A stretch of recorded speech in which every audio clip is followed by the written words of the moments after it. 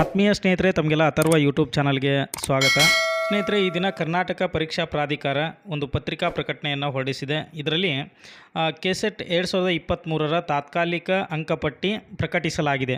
ಅಂದರೆ ಈ ದಿನ ಸುಮಾರು 41 ವಿಷಯಕ್ಕೆ ಸಂಬಂಧಪಟ್ಟಂತಹ ತಾತ್ಕಾಲಿಕ ಅಂಕಪಟ್ಟಿಯನ್ನು ಪ್ರಾಧಿಕಾರದ ವೆಬ್ಸೈಟ್ನಲ್ಲಿ ಪ್ರಕಟ ಮಾಡಿದ್ದಾರೆ.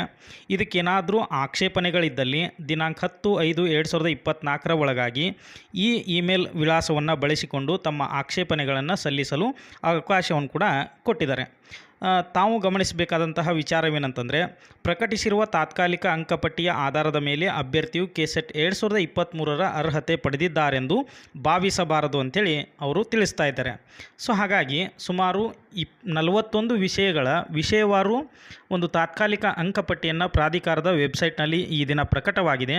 ನಿಮಗೆ ಬಂದಂತಹ ಅಂಕಗಳನ್ನು ನೀವು ಆ ಪ್ರಾಧಿಕಾರದ ವೆಬ್ಸೈಟ್ನಲ್ಲಿ ಹೋಗಿ ಒಂದು ಚೆಕ್ ಮಾಡ್ಕೊಳ್ಬೋದು ಸ್ನೇಹಿತರೆ.